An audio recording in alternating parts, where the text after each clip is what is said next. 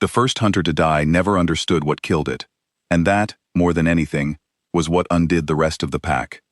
Huntmaster Shirel of the Veil Stalkers had been watching the human convoy for 9 days, and in 9 days he had decided exactly how the killing would go. The convoy was a wounded thing. There were 11 civilian hulls, slow and fat with grain and water, and frightened families, and a single escort to guard them all. The escort was an old warship, so battered and patched that Shirel's scanners could barely tell where the first hull ended and the repairs began. It limped. One of its 3 engines was dark. Its armor was scarred in long gray streaks, where weapons had kissed it and not finished the work. It was, by every reading Shirel trusted, a corpse that had not yet been told it was dead. He had hunted for 200 years. He had taken down warships fresh from the foundry, their paint still bright, their crews still proud. He had learned the shape of a strong ship and the shape of a weak one, and the human escort was the weakest thing he had ever been paid to kill. The Veil Stalkers did not fight wars. They took contracts. A trade syndicate 3 jumps coreward wanted this convoy gone, the cargo scattered, the route made too frightening for anyone to use again, and they had paid well for it. 40 hunters answered the call, 40 sleek, dark vessels, each one built around a single cloaking lattice that bent light around the hull so completely that even another stalker, flying close, would see only the stars behind. They did not charge, they did not roar. They slid through the dark like a held breath, and the first a victim ever knew of them was the moment a lance of charged matter opened the hull. Shirel gathered the pack at the edge of the dust field the convoy was crossing. He spoke to them the way he always did, in the low clicking speech of his kind, and he told them this would be an easy night. "The escort first," he said. "Always the teeth first. Then the herd cannot run, and we take our time." His second, a younger hunter named Othise, flicked her sensing fans in agreement. "It barely moves, Huntmaster. 1 pass. 1 pass," Shirel agreed. "Do not toy with it. Toying is for the herd. Kill the escort clean, then we eat." He had no way of knowing that the old warship had a name, that the humans aboard it called it the Gray Lantern, and that the name was a joke that had stopped being a joke a long time ago. A lantern was a small light you carried into a dark place, so the dark could not have you. The crew had painted the name on the hull themselves, by hand, because the registry had stopped issuing official names to ships this old. The paint had faded. The meaning had not.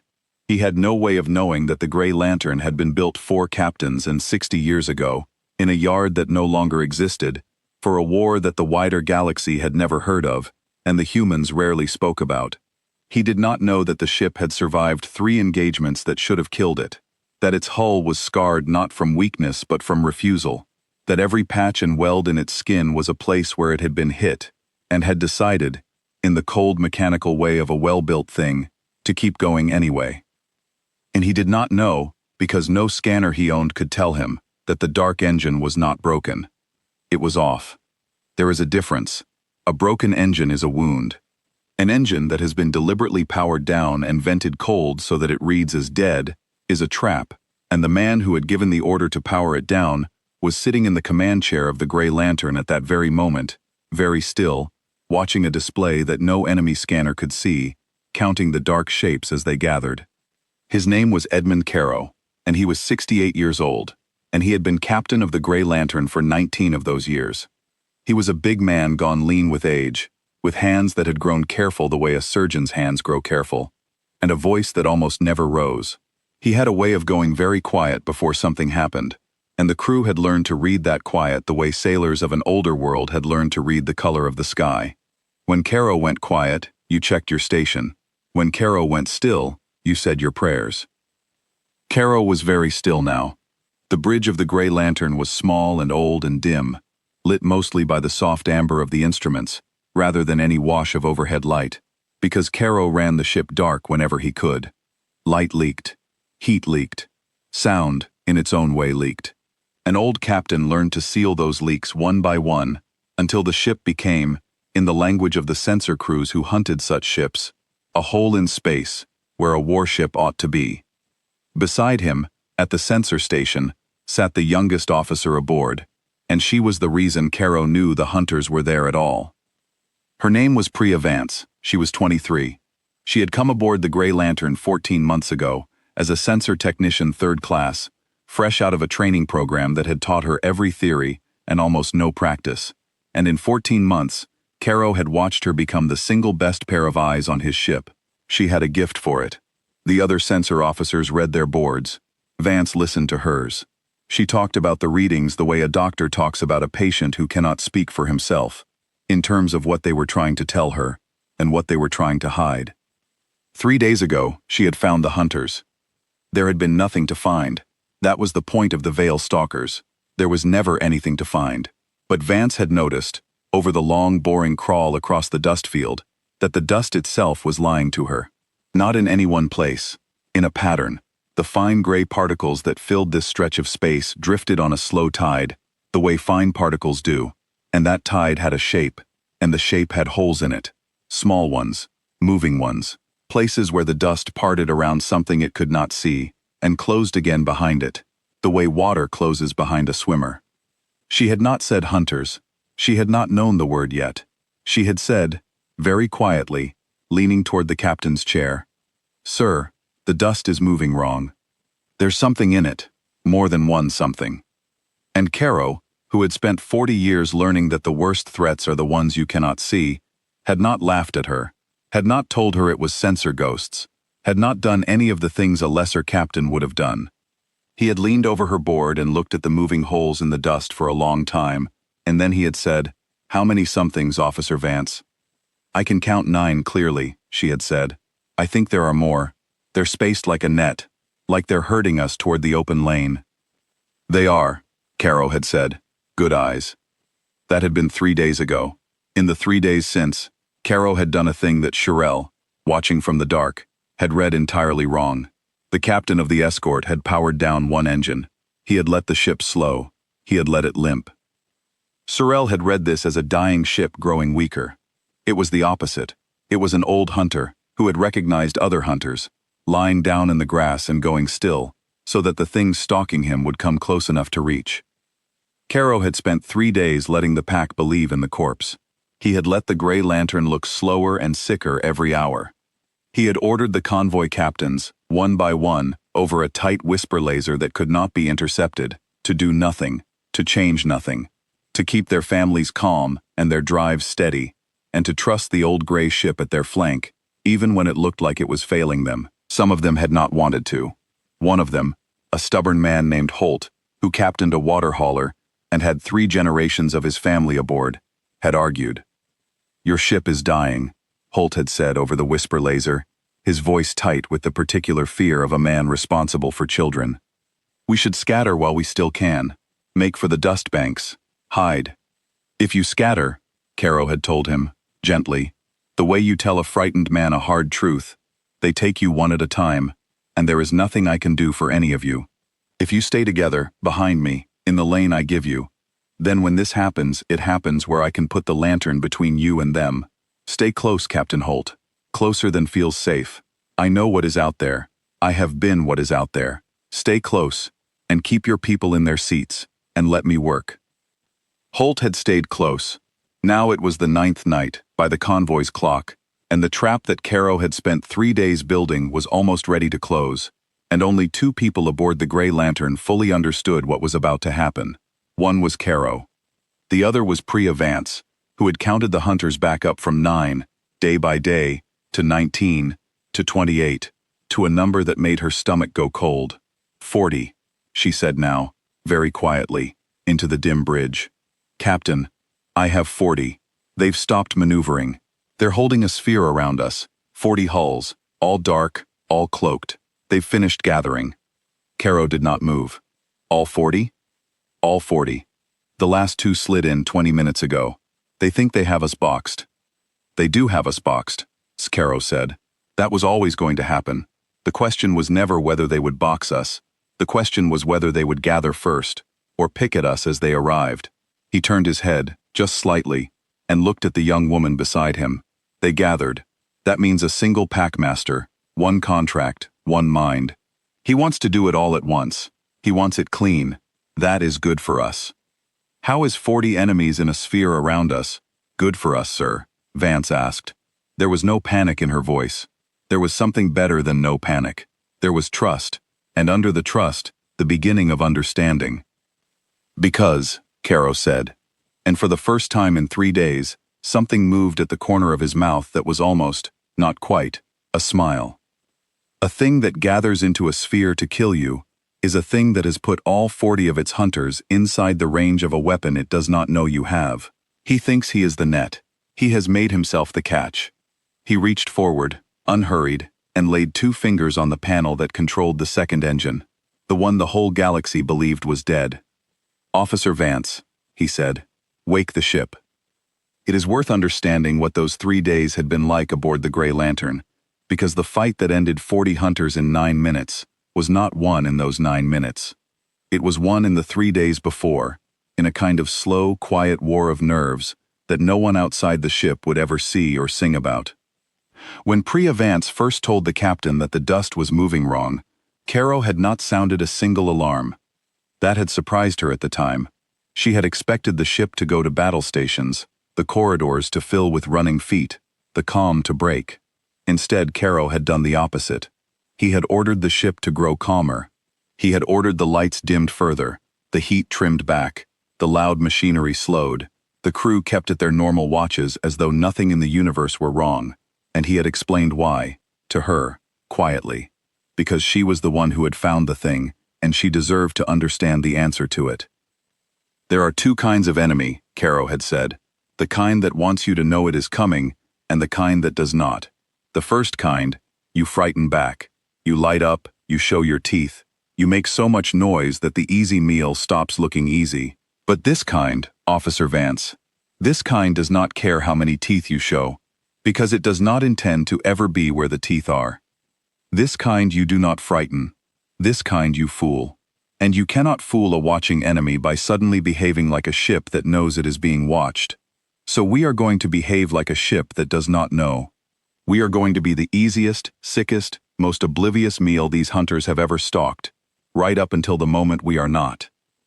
So for 3 days, the Grey Lantern had played dead while staying very much alive, and the strain of that had sat on the whole crew like a weight. It is one thing to fight. It is another thing entirely to know that something is out there in the dark, watching you, counting you, choosing the moment of your death, and to be ordered to do nothing about it, to keep your voice level, and your hands steady, and your fear locked behind your teeth, so that the watchers would not see it on the instruments. The galley still served meals, the off-watch crew still slept, or tried to. The corridors stayed dim and ordinary, and underneath all of it, every soul aboard knew that out in the dust, getting closer every hour, were hunters who had never once failed. Vance had not slept much in those 3 days.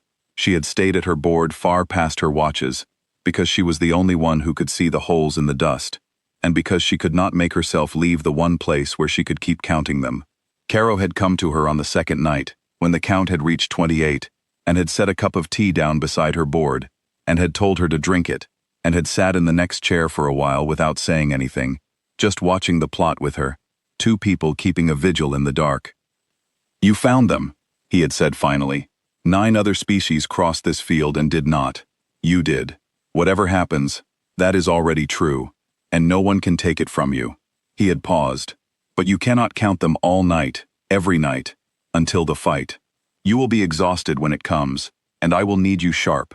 So you are going to drink that tea, and then you are going to sleep for 6 hours, and the night watch sensor officer is going to keep the count while you do, and I am going to sit here myself and make sure he does it right. The hunters are not going anywhere. They have 9 days of patience in them. We have more. Go and sleep, Officer Vance. That is an order, and it is the most important one I will give you before the fight." She had slept, and she had come back sharp. And the captain, who had said he would keep the count himself, had indeed been sitting in her chair when she returned, red-eyed and gray-faced, having kept a vigil through the night so that his censor officer could rest. She had never forgotten that. Years later, when she had a ship of her own, she would do the same thing for a frightened young officer of her own, and she would think of an old man with a cup of tea, keeping watch in the dark so someone younger could be ready. That was the war that was won before the fight. 3 days of nerve, of patience, of a whole crew swallowing its fear and trusting an old man who had gone very quiet and very still. By the time the hunters finished gathering their sphere, they were not closing on a wounded ship full of frightened prey. They were closing on a rested, ready, perfectly disciplined crew who had been watching them the entire time, who knew exactly how many they were, who had spent 3 days laying a trap in the dark, and who were only waiting for the last 2 hunters to slide into place before they sprang it. The hunters thought they had spent 9 days choosing the moment of the kill. They had spent 9 days walking into one. Waking the Grey Lantern was not a single act, it was a sequence, and Caro had drilled the sequence into his crew so many times that they could run it in the dark, half asleep, with the alarms screaming, because there had been nights when that was exactly what they had to do. Priya Vance ran her hands across her board and spoke the first words of it. Engine 2, restart sequence, cold start, full bypass. Her voice had steadied into the flat, clear tone of someone doing a thing she has practiced 1,000 times. Reactor at 9%, holding, bringing it up slow. Down in the belly of the ship, in a compartment that smelled of ozone and old metal, and the particular sour sweet of a reactor that had been kept just barely warm for 3 days, the chief engineer of the Grey Lantern put both hands on a wheel valve and turned it. His name was Otto Renner.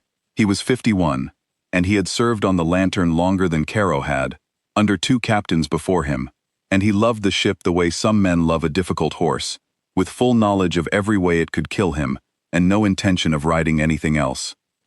"Captain wants the second engine," Renner said to his small crew, 4 engineers in stained coveralls who had been sitting in the dark for 3 days with the cold engine, waiting for this. "You all know what that means. He's done waiting. They're close. So we are going to do this clean, and we are going to do it fast. And nobody touches a hotline. Vesper, you have the coolant board. Marsh, manifold. Doyle, you watch the temperatures and you yell the second anything climbs past the line. I don't care if it's me you're yelling at." The engine came up. It did not roar. That was a thing the wider galaxy never understood about human warships, and it was a thing that had killed a great many aliens who learned it too late. The galaxy expected power to announce itself. It expected the heat bloom, the radiation flare, the great visible shout of a drive coming online, because that was how everyone else built their engines, loud and proud and bright. The humans built theirs to come up quiet. A human warship spinning up to full combat power put out less detectable signature than most species ships did sitting still, because the humans had spent a long, cold, desperate war learning that the ship the enemy could not see was the ship that lived. There was a story behind that, and Renner knew it, because every chief engineer who had ever served on the Grey Lantern was told it on his first day, the way you are told the things that matter. The first generation of human warships had been loud. They had been built by people who came from a world where strength was something you showed, where the biggest animal made the most noise, where a fleet that wanted to be feared lit itself up and dared the dark to come closer. And those loud, bright ships had been hunted down and killed, one by one, in the early years, by enemies who could see them coming from a long way off. The humans had buried a great many of their proud, loud ships, and a great many of their proud, loud crews, and then they had stopped being proud, and they had started being quiet, and the quiet had kept them alive long enough to win. The Grey Lantern was a child of that lesson. Every weld in it, every baffle and shroud and cold black panel, was a thing that some earlier human had died for the lack of. So the second engine of the Grey Lantern came up like a held breath let slowly out, and the only sign of it inside the dark sphere of 40 hunters was a small change that Huntmaster Shirel, watching, did not at first believe. "The corpse moved," Othis said. Shirel flicked his sensing fans. On his board, the human escort, which had been limping along on a single failing engine, had steadied. Its drift had stopped. It sat in the dark, holding position, the way a living thing holds still. "It's dying harder," Shirel said. "The last engine straining. It happens. Hold the sphere." He was wrong, but he had 200 years of being right to lean on, and 100 small dead warships in his memory to tell him that this was just the way they went at the end. He did not order a closer look. He did not retask a single hunter to sweep the escort with a hard active scan, because a hard active scan would light up the scanning ship like a flare and give away its position.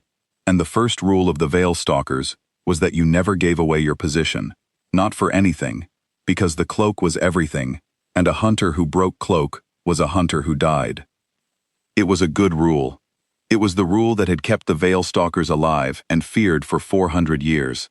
And on this night, it was the rule that killed them, because it meant that not one of the 40 hunters ever got a clean look at what the Grey Lantern actually was, until the Grey Lantern showed them.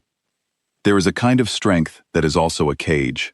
The Veil Stalkers were the best at one thing in all the galaxy, and being the best at one thing had taught them to do that one thing and nothing else, and to trust it past the point where trust was wise.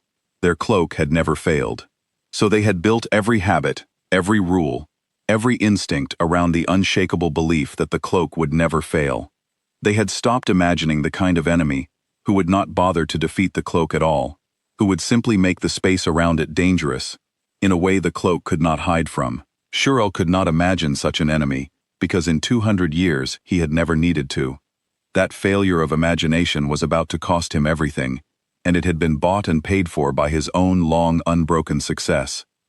On the bridge, Caro watched his own board, where Vance had painted the 40 hunters as 40 soft amber marks, each one a guess, each one a place where the dust had moved wrong. They were not weapons locks. You could not lock a weapon onto a thing you could not see. They were something Caro trusted more than a weapons lock, because a weapons lock could be spoofed, and a young woman's careful reading of how the universe was behaving could not. "Talk to me, Officer Vance," Caro said. "Are they still in the sphere?" "Still in the sphere, sir. Tightening, if anything. They've closed from 40,000 kilometers to 32. They're getting ready." She paused. "Sir, if they fire first, can the lantern take it? 40 of them, all at once?" It was a fair question, and Caro gave her a fair answer, because she had earned it, and because frightened people deserve the truth from the person they are trusting with their lives. "Some of it," he said. "Not all of it, if they all hit clean. That is why they are not going to fire first." He turned to the small bank of officers behind him. Weapons. Status. The weapons officer was a woman named Dahl, broad-shouldered and calm, who had the unhurried manner of someone who has spent a career being the most dangerous person in any room, and has therefore never needed to act like it. "All batteries cold and quiet, Captain. Spinal lance is charged and masked, no leakage. Point defense is loaded and slave to Vance's plot. The mines are armed and waiting on your word." "The mines," Caro said. "Yes, let us talk about the mines." He stood. He did this rarely, because an old man standing on a bridge during a fight is an old man who has decided that the next few minutes matter more than his own balance, and the crew knew it, and a stillness went through the bridge that was deeper than the stillness before. The mines were Caro's idea, and they were old, and they were the kind of idea that only a human would have had, because they required a particular willingness to think about the enemy's strengths as a door rather than a wall. The Veil Stalkers were untouchable because of their cloak. You could not target what you could not see. Every species that had ever fought them had tried to solve this the obvious way, by building better scanners, by trying to see through the cloak, and every species had failed, because the cloak was very, very good. The humans, when they finally tangled with the Stalkers 2 generations back, had looked at the problem and had decided not to try to see the hunters at all. Instead, they had decided to fill the space the hunters were hiding in with things the hunters would run into. Over the last 3 days, while the Grey Lantern limped and looked dead, it had been quietly laying eggs. Caro had ordered them dropped 1 or 2 at a time, in the ship's own wake, where the dust was already churned and a small new object would not be noticed, and the eggs had drifted out and gone silent and waited. They were small, they were cold, they were, to any scanner, just more dust. There were 400 of them now, scattered through the volume of space that the convoy had crawled across, a thin, invisible field of patient little machines, and each one had a single sense and a single purpose. The sense was touch, not sight. A Veil Stalker could hide from light. It could not hide from being bumped into. Each mine listened for the soft pressure wave of a large cloaked mass sliding past it, close, and when it felt one, it did not explode. It did something Caro considered far more useful. It reached out, gently, and it painted. It sprayed a fine, sticky cloud of charged particles across the thing that had brushed past it. The particles did nothing to harm the hunter. They simply clung to its hull and glowed, very faintly, in a band that human sensors could read, and stalker cloaks were never built to hide. The cloak bent light around the hull. It had never once been asked to bend a thing that was stuck to the hull and glowing from the outside, because no one had ever thought to put such a thing there. For 3 days, as the hunters gathered and tightened their sphere, they had been sliding through Caro's invisible field, and one by one, without ever knowing it, they had been getting painted. "Officer Vance," Caro said, "how many of them are lit?" Priya Vance looked at her board, and what she saw there made her breath catch, because for 3 days it had been guesswork, soft amber maybes, the absence of dust where dust should be. And now, as she switched her display to the painting frequency, the guesses turned into certainties. The 40 soft maybes became, one after another, 33 hard bright marks, each one a hunter wearing a coat of glowing dust it did not know it had on. 33 confirmed, sir," she said, and her voice shook, just once, with something that was not fear. 33 hard locks, 7 still dark, but I can place them by the gaps in the sphere. Captain, I can see them. I can see all of them. Caro looked at the board. 40 hunters, gathered close, certain they were invisible, certain they were about to make an easy kill, arranged in a tight, obliging sphere around the one ship in the galaxy that had figured out how to make them visible. "Yes," he said softly. "Yes, you can." He turned to the weapons officer. "Dahl, the painted ones are yours. Slave the lance and the batteries to Vance's hard locks. The 7 dark ones, we save for last. They will run. And when they run, they will break cloak to make speed. And when they break cloak, they are just ships, and we kill them like ships." "Aye, Captain." "One more thing." Caro looked around the bridge, at Vance, at Dahl, at the helm officer, and the young men and women at the back stations who had trusted him for 3 days to know what he was doing. "When this starts, it will be very fast and very loud, and some of you have never seen the lantern do what it is about to do. I want you to remember one thing while it happens." He paused. "We are not here to win a battle. We are here to get 11 ships full of families across this field alive. Every shot we fire is for them. Do not chase glory. Do not chase the runners past the point where the convoy is safe. We protect the herd, and then we go home. Is that understood?" A low chorus of "aye." Captain went around the bridge. There was a young man at the rear of the bridge, a communications technician named Briggs, on his first crossing, who had not yet learned to keep his face still, and Caro saw the fear on it, and crossed to him, and put a hand on his shoulder, and spoke to him quietly enough that only the two of them could hear. "You are afraid," Caro said. It was not a question.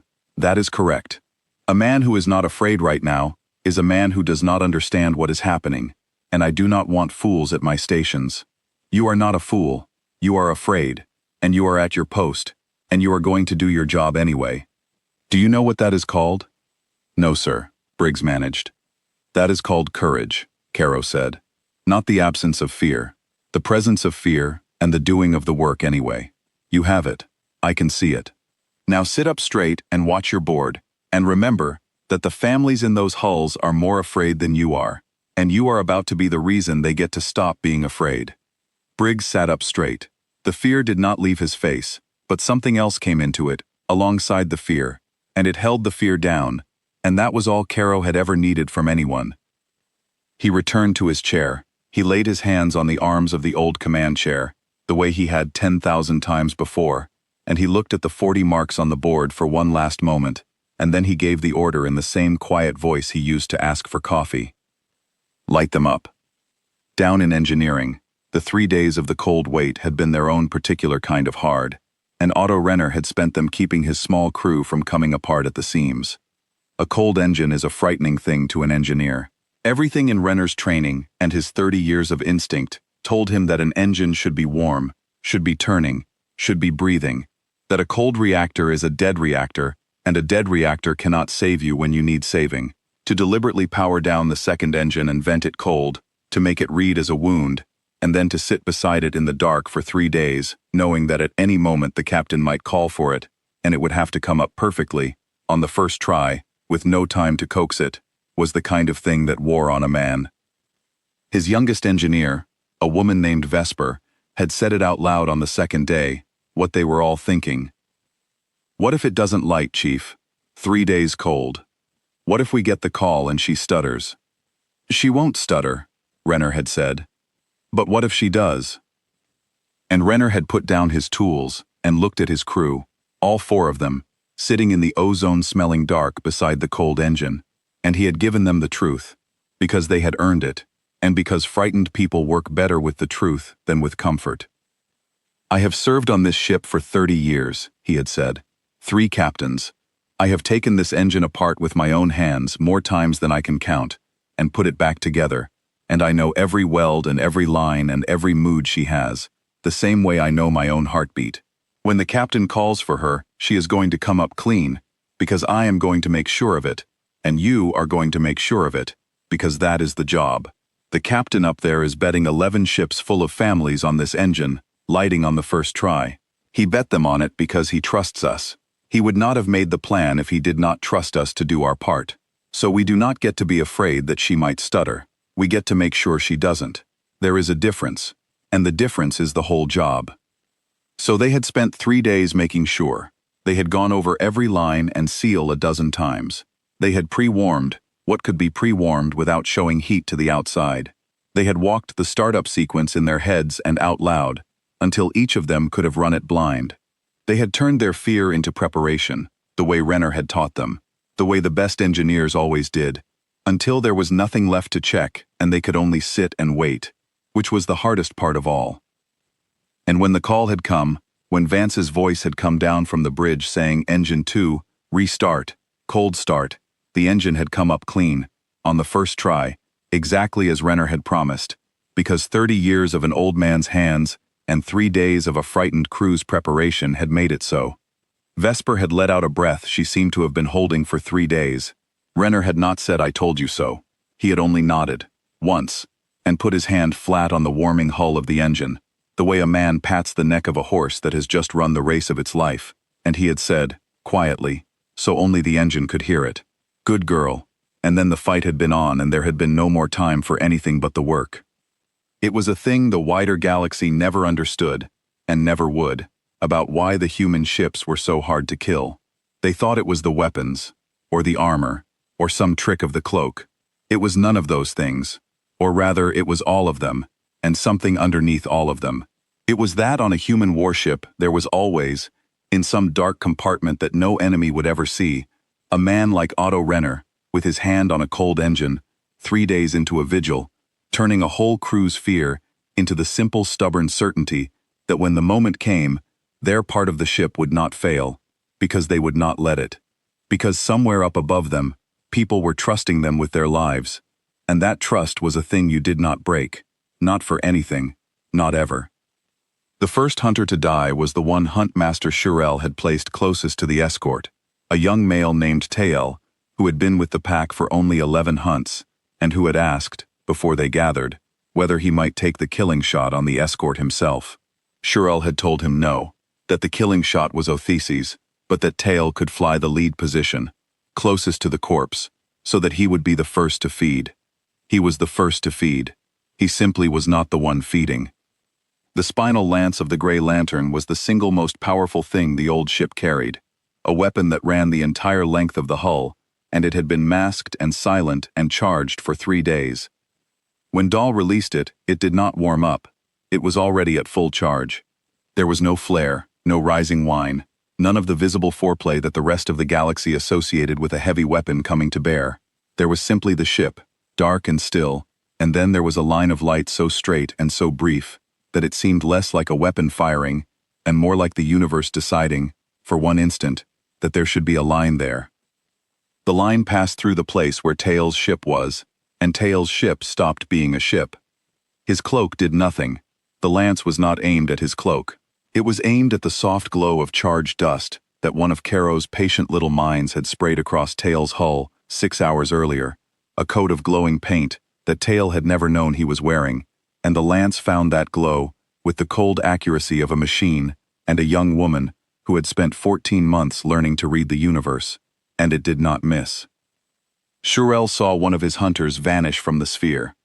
He did not understand it. For a full second, which is a very long time in a fight, the 200-year-old huntmaster of the Veil Stalkers stared at the gap where Tael had been and could not make it mean anything. The escort could not see Tael, Nothing could see Tail. Tail was inside the cloak, perfectly hidden, and yet Tail was gone, and the only thing the escort had done was sit in the dark and be a corpse.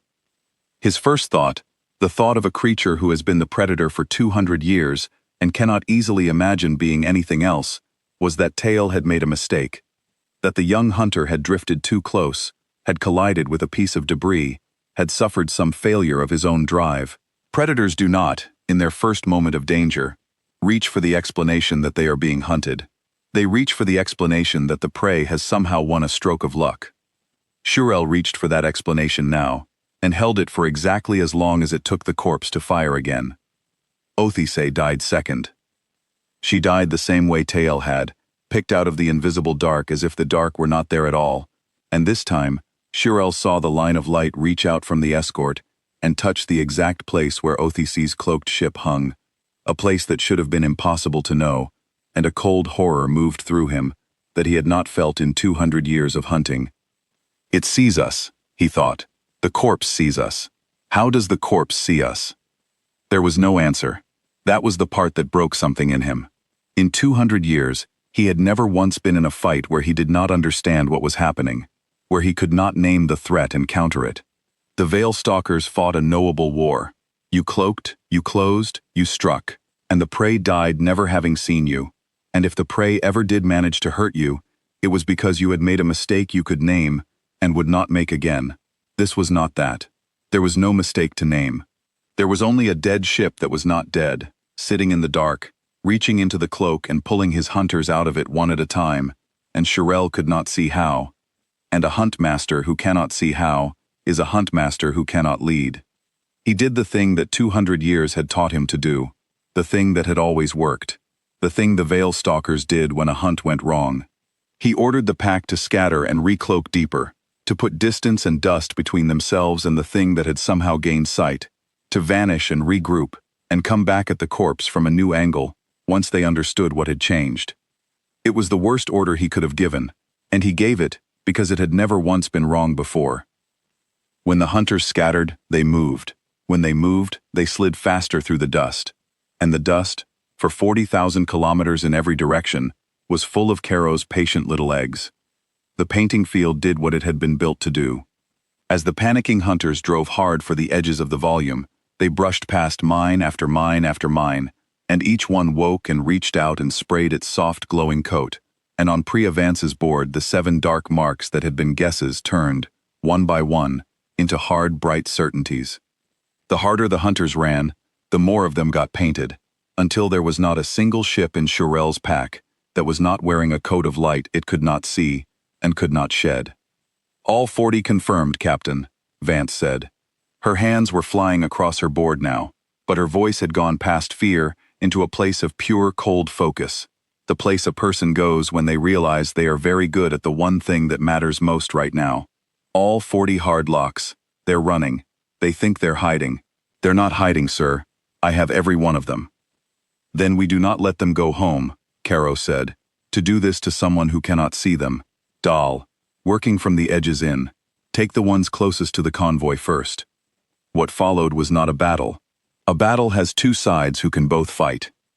This had one side that could see, and one side that could not, and the side that could see was a human warship, and that is a thing the galaxy had learned, again and again, to fear above almost anything else.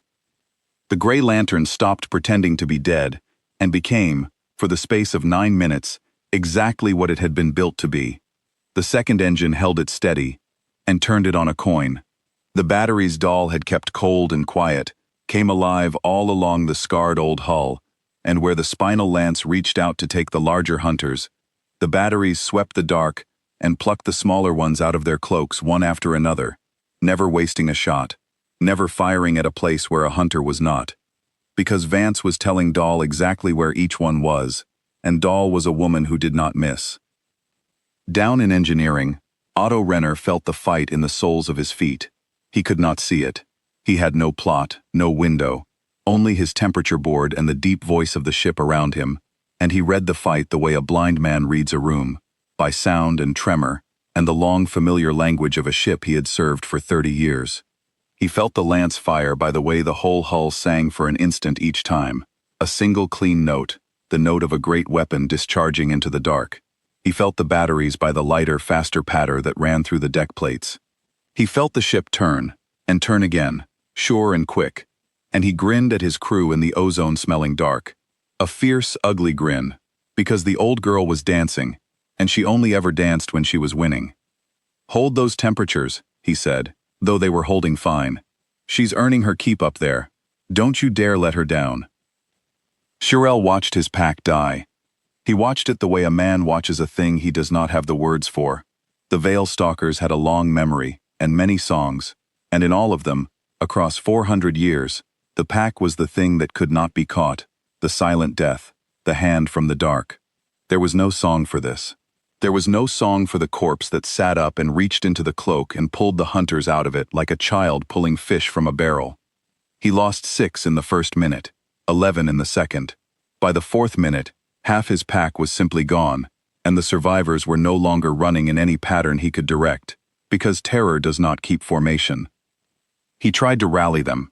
He sent the order across the pack channel in the low-clicking speech, "Gather to me, gather to the Huntmaster," and a handful of them tried, and that was the worst thing they could have done, because when they gathered, the spinal lance of the Grey Lantern was waiting for the place where they gathered. The corpse, it seemed, wanted them to gather. The corpse had wanted them to gather from the very beginning. Shirel understood, far too late, that the sphere they had so carefully drawn around their easy kill had never been a net around the prey. It had been a net around themselves, and they had drawn it with their own hands, and the thing in the center of it had simply waited, patient as the dust, for them to finish. He had one clear thought then, in the middle of the dying, and it was a thought that would have shamed his younger self. He thought, "We should never have come." He thought, "There was a sign, and I read it backward. The limping ship, the dark engine, the corpse that would not run. A strong thing pretending to be weak does not pretend by accident. It pretends because it wants you close." I have spent 200 years teaching young hunters to read the prey, and I read the most important prey of my life exactly wrong, because it wanted me to, and because I had never once met a thing patient enough to make me. And through all of it, the 11 civilian hulls of the convoy never broke formation. That was the thing Caro watched, more than the dying hunters. He had Vance keep one corner of the plot on the convoy at all times, and the 11 ships held the lane he had given them, tucked tight behind the Grey Lantern, with the families inside them strapped into their seats, and the captains, Holt among them, white-knuckled and silent, doing the single hardest thing a frightened person can do, which is to hold still and trust. "The convoy is holding, sir," Vance reported, and there was a fierce pride in it. "All 11. Holt's got them locked up tight. Not one of them has so much as drifted." "Good," Caro said. "Tell Captain Holt I see him. Tell him to keep them calm. This is almost over." It was almost over. There were 9 hunters left, and then 6, and then 4, and the 4 broke at last in 4 different directions, each one running for the open dark with no thought left but escape, and Caro watched them go, and did a thing that surprised the bridge. He did not chase them. "Captain?" Dahl said, "I have firing solutions on all 4. I can take them before they clear the field." "3 of them, take," Caro said. "The 3 still inside the convoy's escape lane. The one running coreward, away from us, away from the herd, away from anything it could hurt on its way out. Let it go." "Sir, it'll report what happened. It'll tell the syndicate. It'll tell the rest of the stalkers. It'll bring more." "Yes," Caro said, and there was something old and tired and certain in his voice. "Let it. Let it go home and tell them exactly what it saw. Let it tell them that the corpse sat up. Let every hunter in this part of the dark hear that there is an old gray ship that can see them in their cloaks, that gathered 40 of them into a sphere and gave back 1. That is worth more to the next convoy than a clean kill is worth to me tonight. We are not in the business of killing hunters, Officer Dahl. We are in the business of making them afraid to hunt. A dead hunter teaches nothing to the living. A terrified one teaches everyone he meets. Let it run. Take the other 3. Dahl took the other 3. And then, quite suddenly, the dark was empty of hunters, except for the single fleeing mark running coreward as fast as its drive would carry it, shedding glowing dust into the void behind it. carrying the story home. That mark was Shirel. Caro did not know it, and would never know it. But the one hunter the captain of the Grey Lantern chose to spare was the Huntmaster himself, the 200-year-old creature who had decided exactly how the killing would go, fleeing now through a void he could no longer trust to hide him, alone, with 39 ghosts behind him, and a story ahead of him that he did not have the words to tell. There is one more thing worth setting down about those 9 minutes, because it is the part the survivor would carry the longest, and it had nothing to do with weapons. It was the silence on the pack channel. The Veil Stalkers did not scream when they died. That was not their way. They were a quiet people who had built their whole lives around quiet, and even in terror they did not break it easily. So as the pack came apart, the pack channel did not fill with the noise of panic the way another species' channels might have. It filled with something worse. It filled with small, clipped, disbelieving reports, each one in the steady clicking speech of a hunter trying to hold to discipline while the world stopped making sense, and then each one cutting off, mid-word, as the ship that had sent it ceased to exist. Tail is gone. Click. Othise is gone. Click. I cannot see what is killing us. Click.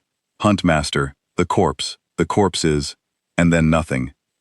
One after another the voices reported and were cut off, and Shirel listened to it, because he could not make himself stop, because a Huntmaster listens to his pack to the end, even when the end is this, and each cut-off voice was a hunter he had trained, a hunter he had hunted beside, a hunter he had brought to this dust field with the promise of an easy night, the young one who had asked to take the killing shot, the careful one who never wasted a strike, the old one who had been with the pack nearly as long as Shirel himself, and who, at the very end, sent only 2 clicks across the channel, 2 clicks that in the speech of the Veil Stalkers meant simply it was an honor, before he too was cut off. Shirel had hunted for 200 years, and he had never once heard his own pack die. He had heard a great many other things die. He had heard the panic of prey on 100 intercepted channels, the begging, the screaming, the prayers in 100 alien tongues, and he had felt, if he was honest with himself, very little. That was what it was to be the hunter. The dying was something that happened on the other side of the cloak, to other things, in other voices. It had never been his pack. It had never been the steady clicking voices he knew, going out one by one, into a silence he could not fill. He understood, in those minutes, a thing that the prey had always known, and that he, in 200 years, had never had to learn. He understood what it was to be on the inside of it, to be the one the dark was reaching into, to hear the people you loved go quiet around you, and to be able to do nothing at all, but listen, and run, and live, which was somehow the cruelest part of it, that he should be the one to live. When the channel had gone almost completely silent, when there were only 2 voices left besides his own, and then only one, and then none, Shirel did the thing his old eldest had warned the young ones never to do, the thing that meant a hunter had given up the hunt entirely. He spoke aloud, on the open channel, to a corpse that could not hear him, and would not have understood him if it could. "What are you?" he said, in the clicking speech, to the old gray ship sitting silent and patient in the center of the dust. "What are you, that you would do this, and let me live to know it?" The corpse did not answer. It did not need to. It had already given its answer, 39 times, in lines of light that reached into a dark that had never been dark to it at all. And then the firing stopped, and the corpse let him run, and Shirel ran, and behind him the dust field where his entire pack had died settled slowly back into stillness, the glowing motes drifting and fading, the silence absolute, and somewhere in the center of it, an old warship turned, unhurried, back toward the 11 small ships full of sleeping families it had come there to protect, as though the 39 deaths behind it had been nothing more than a chore to be finished before the real work could continue. That, Shirel would think later, alone, for the rest of his long life, was the most terrible part of all. Not that the corpse had killed his pack. Things died. He of all creatures knew that. It was that the corpse had not seemed to think the killing mattered very much. It had not gloated. It had not pursued. It had simply done the thing that needed doing to keep its charges safe, the way a person swats an insect that has come too near a sleeping child, and then turned back to the child, and forgotten the insect entirely. To be feared, Shirel had always believed, was the greatest thing a hunter could be. He had spent 200 years making other things fear him. He had never once imagined what it would be to meet something that did not fear him back, that did not hate him, did not respect him, did not reckon him a worthy foe, that regarded him and his whole proud silent pack as a small problem between itself and the people it had decided to keep alive. He carried that home. It weighed more than the 39 ghosts. It weighed, in the end, more than anything he had ever carried. Aboard the water hauler, in the long 9 minutes while the gray lantern reached into the cloak and pulled the hunters out of it, Captain Holt sat at his own small bridge and held to the one order the old captain had given him, and it was the hardest order he had ever obeyed in his life. Hold formation. Stay close. Do not maneuver. Do not run. Trust the gray ship. Everything in him wanted to run. He had 3 generations of his family in the hold behind him, his children and his children's children, the 4-year-old strapped into a seat she was too small for, and the deepest instinct any living thing has, older than speech, older than fear itself, was screaming at him to point his ship away from the danger and burn his engines to nothing trying to escape it. To stay still while killing happened around you went against everything the body was built to do, and yet the old captain had told him, in that quiet, certain voice, that running was death and staying was life, and Holt had decided, 9 days ago, that he was going to trust the gray ship with everything he had, and a man who decides to trust does not get to undecide it the moment trusting becomes hard. So he held formation. He kept his ship tucked in tight behind the old warship, in the lane Caro had given him, and he watched his own small instruments, which could not see the fight, which showed him only the back of the gray lantern and the other 10 convoy hulls holding station around him, and he waited. He could not see the hunters die. He could only feel it. Every so often the gray lantern ahead of him would flare, just for an instant, a single hard pulse of light that washed across his forward glass, and he would know that somewhere out in the dark, a thing that had come to kill his family had stopped existing. The pulses came fast at first, then slower, then in scattered 1s and 2s, and then they stopped, and the dark ahead was just the dark again, and the old gray ship hung there steady and whole, and Holt understood, slowly, the way a man understands a thing too large to take in all at once, that it was over, and that they were alive. In the hold behind him, his family had felt almost none of it. That was the thing he would marvel at later. The old captain had built his whole battle around the convoy not having to do anything, around the families being able to sit still in their seats while the killing happened somewhere they could not see, and it had worked so completely that most of them never knew there had been a battle at all. The 4-year-old had slept through it. Some of the older children had felt the few small flares of light through the viewports and had asked what they were, and their parents, white-knuckled and praying, had managed to keep their voices steady and had said only, "That's the warship. That's just the warship. It's keeping us safe. Go back to sleep." And the children had believed them, because children believe their parents, and had gone back to sleep, and had crossed the most dangerous night of their lives, without ever knowing the night was dangerous. When the flares stopped and the dark went quiet, Holt sat for a moment in his chair and found that his hands were shaking, now, after, when the danger was past, the way Caro's hands never seemed to shake until it was over. He let them shake, he let himself feel, all at once, the thing he had not let himself feel for 9 days, the full weight of how close it had been and how completely it had depended on a single old gray ship and the people in it. Then he wiped his face and steadied his hands and went back into the hold to be with his family, and when his granddaughter woke a little while later and asked, sleepily, whether they were there yet, he held her and told her not yet, soon, go back to sleep. The warship has us. And she did, and he sat there in the dim hold holding the sleeping child and listening to the breathing of 3 generations of his family, all of them alive, all of them safe, none of them knowing. And he thought about the old man on the gray ship who had made it so, and he made himself a promise that when they reached the station, he was going to find a way to say thank you in a manner that the old man could not wave off. He did not yet know that the old man would let the children wave at the ship. He did not yet know about the running lights coming up to full, or the signal lamp blinking hello 3 times across the dark to a deck full of waving children. He only knew, in that quiet hold, holding his granddaughter, that he was alive, and his family was alive, and a stranger had made it so, and that there are debts a person cannot repay, and can only carry, gratefully, for the rest of their days. The bridge of the Grey Lantern was quiet in the way that a place is quiet right after a great noise stops, when the silence itself seems to ring. For a long moment no one spoke. The amber instruments glowed. The second engine hummed, steady and warm now, no longer pretending to be dead.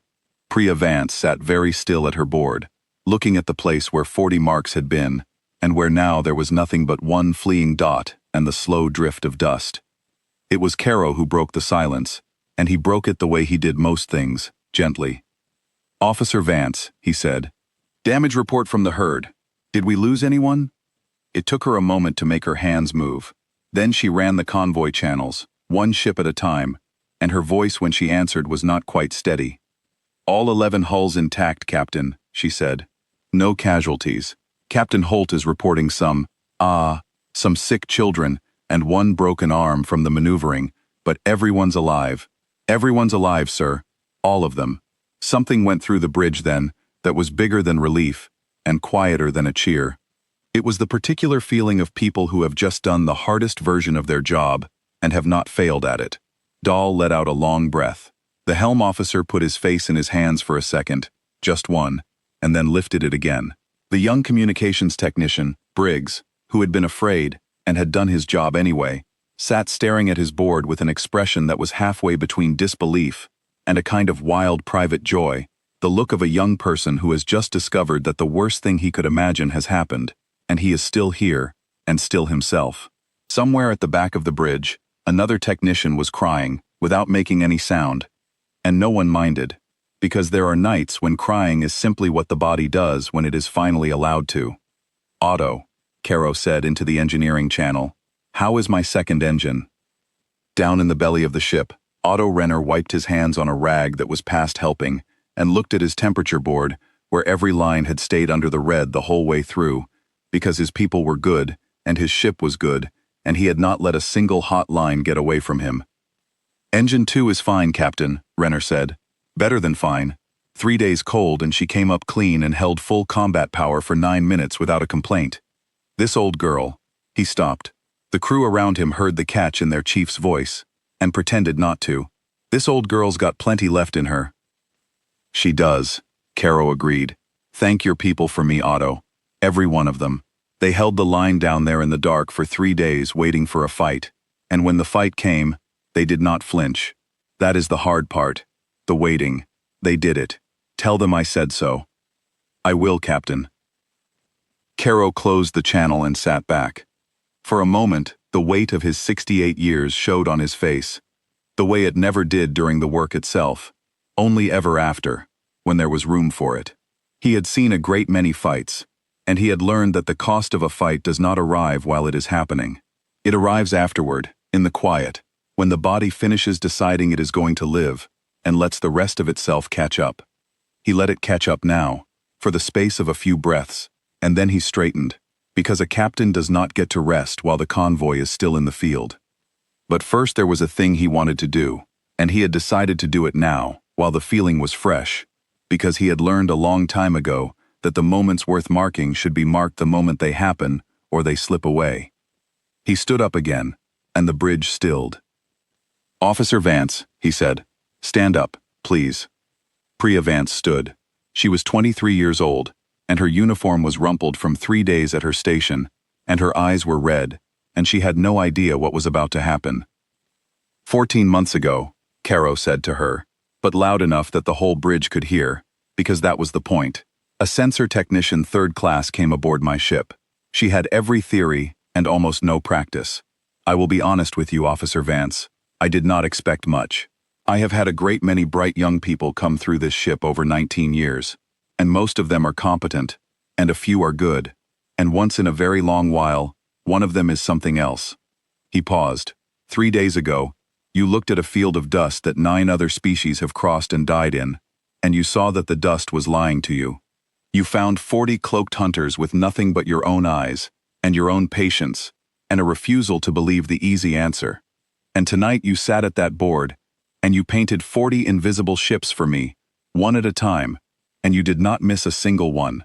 11 ships full of families are alive right now because a 23-year-old censor officer would not stop listening to her board. Do you understand what you did? Vance opened her mouth and found that she could not speak. You do not have to answer, Caro said, more gently. I am telling you so that you will know it later, on the nights when you doubt it. What you did tonight, most officers could not have done with twice your years and a ship full of fresh scanners. You did it old, on a dying ship, in the dark. He looked around the bridge, at all of them, and then back at her. As of this moment, you are Censor Officer First Class, and Chief of Censors aboard the Grey Lantern. And the next time some shipyard officer with clean hands tells you that an old ship and an old crew cannot do what the new ones can, you tell them about tonight. You tell them the corpse sat up. You tell them why. The bridge erupted then, all the held breath of 3 days and 9 terrible minutes coming out at once, and they were on their feet, all of them, and Priya Vance stood in the middle of it with tears running down her face and her newly minted rank ringing in her ears, and she did not say anything, because some things are too big for words, and the people who matter understand that. Caro let it run for a moment, then he sat back down, because the crossing was not over, and a captain marks the moment and then gets back to work, and the crew, reading him the way they always did, settled back to their stations one by one, lighter than they had been, and got back to work too. Later, when the watch had changed and the ship had settled into the long, quiet rhythm of a crossing, Caro walked the Grey Lantern from bow to stern, the way he did after every action. He did not do it to inspect. He did it to be seen, and to see. He walked the dim corridors with their hand-painted hatch numbers and their decades of careful repairs, and at every station he stopped and spoke to the people there, and asked them by name how they were, and listened to the answer. He found the damage control teams in the lower decks, stowing gear they had not needed to use, and he thanked them for being ready to use it. He found the cooks in the galley already setting out a proper meal, the first hot food in 3 days, because the ship had run cold to stay hidden, and now it could be warm again, and he told them that a crew fights on its stomach, and that they were as much a part of tonight's work as the gunners were. He found, in the small medical bay, the ship's doctor stitching a cut on a young rating's hand, a cut from a tool that had jumped during one of the hard turns, and he sat with the rating while it was done, and told him a long, slow story about a worse cut he had gotten himself, 40 years ago, on his first ship, so that the young man would have something to think about besides the needle. It was a thing Caro had learned over a long career. A ship is not its hull, and not its guns. A ship is the people in it, and the people in it fight the way they are led, and they are led not only in the 9 minutes of the fight, but in all the long quiet hours around it, in whether the captain knows their names, in whether the captain comes to find them after, in whether the captain is a voice from a chair, or a man who walks the decks and looks them in the eye. Caro walked the decks. He had always walked the decks. It was, he believed, the most important thing he did, more important than any order he gave on the bridge, because the orders only worked because of who gave them, and who gave them was made in the corridors. It was 3 more days across the dust field. They were quiet days. The fleeing hunter ran ahead of them and out of the field and was gone, and if it brought the story home to the rest of the Veil Stalkers, the rest of the Veil Stalkers did not come. Perhaps they were counting the cost. Perhaps a pack that had never in 400 years lost more than 2 or 3 on a hunt did not have a song for losing 39, and a pack with no song for a thing does not know how to go back toward it. Whatever the reason, the dark stayed empty, and the Grey Lantern walked its 11 hulls across the rest of the field at an easy pace, no longer limping, no longer pretending, just an old gray warship with its full power lit, shepherding a herd of families home. On the second of those 3 days, Captain Holt of the water hauler asked to speak to Caro directly, and Caro took the call. I argued with you, Holt said. He was a blunt man, and he came at it bluntly. 9 days ago, I wanted to scatter. I told you your ship was dying, and we should run and hide. I had 3 generations of my family in my hold, and I was scared. And I argued with you, and if you had listened to me, every one of us would be dead in that field right now. You were scared for your family, Caro said. That is not a thing to apologize for. That is the whole reason any of us were out there. I'm not apologizing, Holt said. I'm thanking you.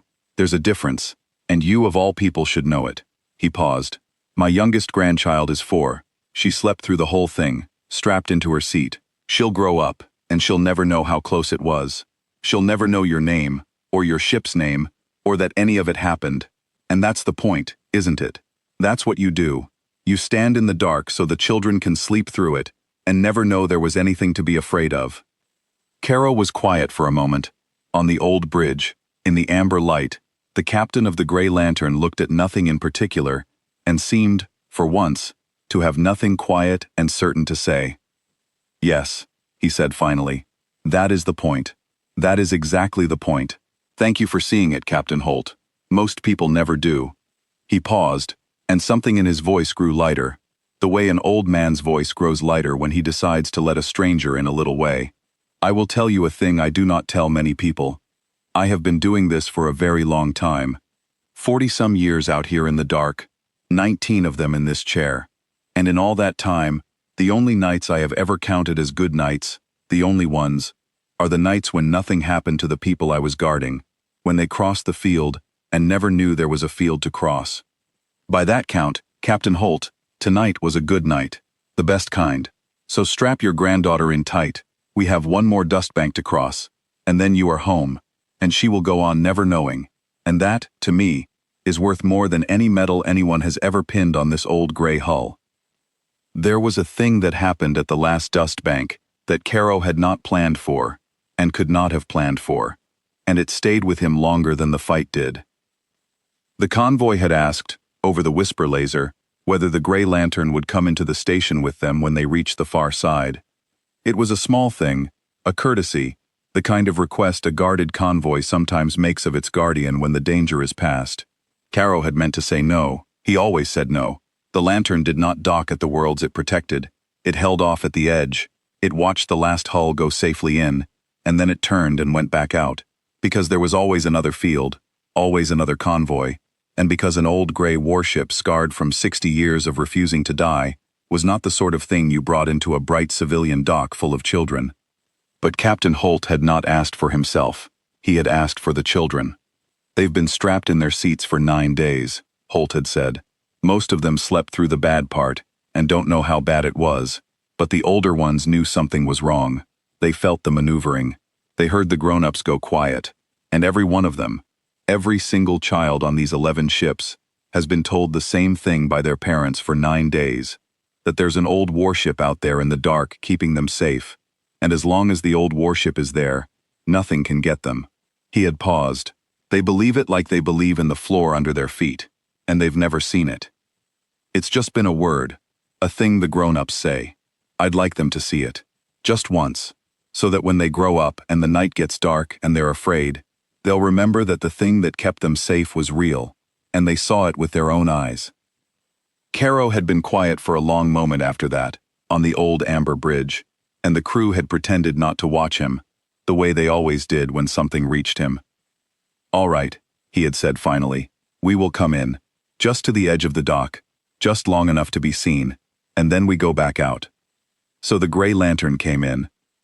It came in slow, with its full power lit, no longer pretending, and it held just off the great curved face of the station where the 11 convoy hulls were unloading their families, close enough that the people pouring out into the bright, safe corridors could look out through the wide observation glass and see it hanging there against the stars.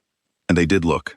Word went through the station the way word goes through a place full of frightened people who have just learned they are safe, fast and bright, and unstoppable. The old warship, the one from the dark, the one that kept us, come and see, come and see. They crowded the observation glass. Hundreds of them. Families who had crossed 9 days of dust, not knowing how close they had come to never reaching the other side. And now they pressed against the glass and looked out at the old gray ship that had stood between them and the thing in the dark. And they did not cheer, most of them, because it was too big for cheering. They just looked. Some of them put their hands flat against the glass. Some of them held their children up so the children could see. And the children waved. That was the thing Caro had not planned for. He was standing on his bridge, looking at the station through his own forward glass, and he saw the small figures crowded against the observation deck, and he saw the children, dozens of them, lifted up by their parents, waving both arms at the old gray ship, the way children wave at something they have been told is wonderful, with their whole bodies, with no idea that the thing they were waving at had, 3 days ago, ended 40 hunters in 9 minutes, so that they would live to wave at anything ever again. The bridge crew saw it too. No one said anything for a moment. Then Caro did a thing he had never done in 19 years as captain of the Grey Lantern.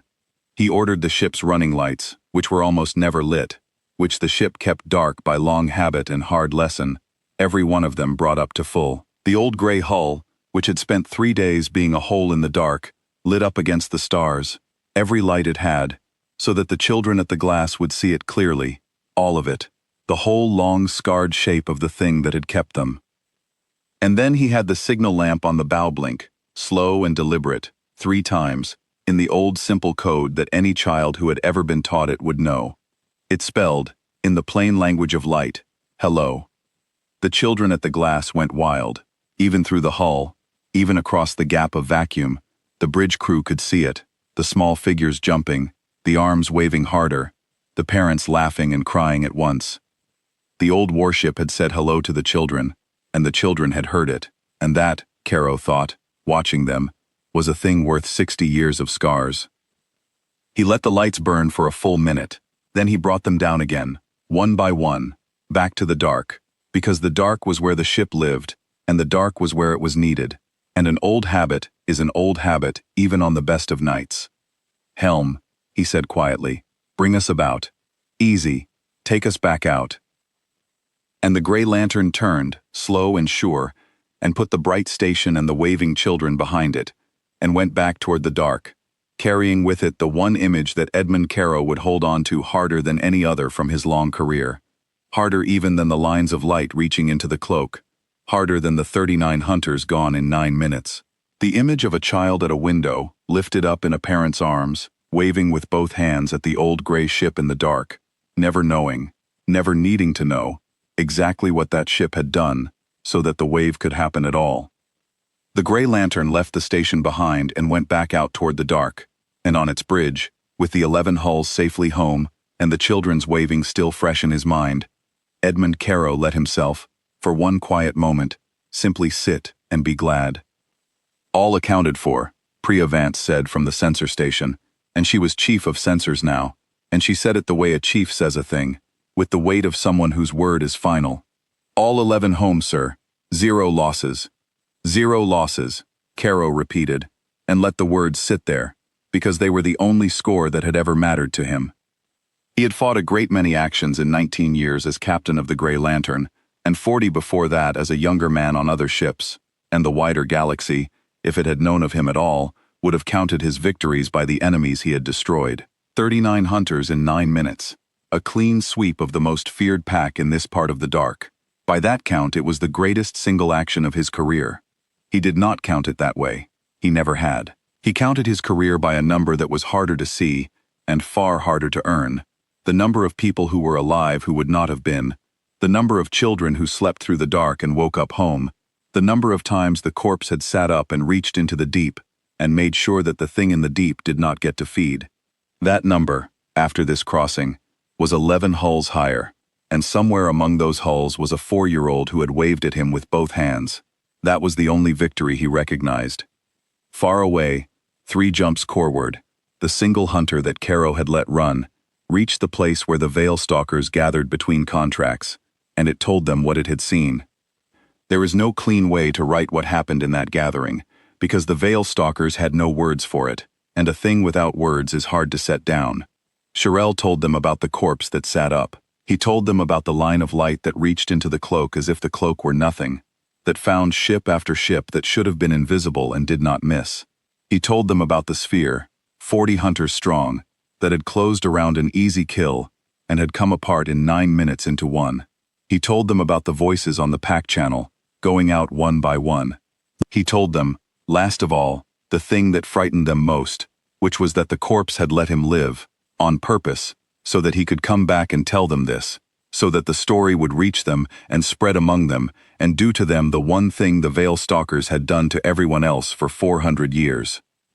It made them afraid. The eldest of the gathered hunters, a creature older even than Shirel, sat for a long time in the dark after he finished, and then it asked the only question that mattered to a pack that lived and died by knowing where it was safe to hunt. "The old gray ship," it said. "Can we hide from it?" And Shirel, who had run for 3 days through a void full of glowing dust he could not see and could not shed, who had carried the story home in a hull that still faintly shone with a coat of light, some patient little machine had sprayed across it, without his ever knowing, said the truest thing he had ever said. "No," he said. "It already knows where we are. It always did. It just chose not to come." After that, the Veil Stalkers did not take contracts in that part of the dark. The trade syndicate that had paid for the convoy's death asked for its money's worth, and was told, in the clicking speech of a pack that had learned a thing it did not want to know, that there was not enough coin in the galaxy to send them back into a dust field where a corpse could see them, and chose, each time, whether they would live. And Shirel himself never hunted again. He had hunted for 200 years, and in 9 minutes, he had learned the thing the prey had always known, and he never had. The thing about being on the inside of the dark while it reached for you, and a hunter, who has learned that thing, cannot unlearn it, cannot go back to thinking of the dying as something that happens to other things, in other voices on the far side of the cloak. He lived a long time after, longer than any hunter had a right to, and he spent those years telling the young ones the one story he had that mattered, the story of the corpse that sat up, so that they would understand the thing he had not understood, that there is always, somewhere in the dark, a thing more patient than you are, and that the day you meet it is the day your long unbroken success becomes the cage that kills you. The route the convoy had crossed stayed open. Other ships used it. Families crossed it.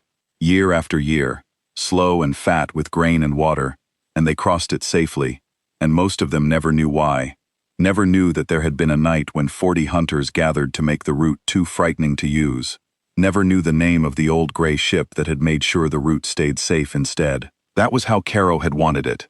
That was the whole point. You stand in the dark so the children can sleep through it, and never know there was anything to be afraid of. On the bridge of the Gray Lantern, with 11 green markers safely home behind it, and the dark ahead of it empty of hunters, Edmund Caro rose from his chair. "Chief Vance," he said, "you have the watch. There is another convoy gathering 2 systems over that has asked for an escort across the same field, and they have heard, somehow, that there is an old ship that does this. I cannot imagine where they heard it." Something moved at the corner of his mouth that was, this time, all the way a smile. "Wake me if the dust starts lying to you." "Aye, Captain," said the chief of censors, 23 years old, who had found 40 invisible ships, with nothing but her own patience, and would now spend a long career finding more, because the old man had been right about her, the way he was right about most things. "I have the watch. Get some sleep, sir. I'll be listening." And the Gray Lantern came about, slow and easy and sure, an old scarred ship that the whole galaxy had read as a corpse and would never read that way again, and it set its course back out toward the dark, toward the next field full of families who needed someone to stand between them and the things that hunted in the deep, carrying its small, steady light into the place where the light was needed most. It limped, a little, on the way out. It always would. The scars were real, even if the weakness never had been. But it did not pretend to be dead anymore. It had no need to. The dark already knew what it was.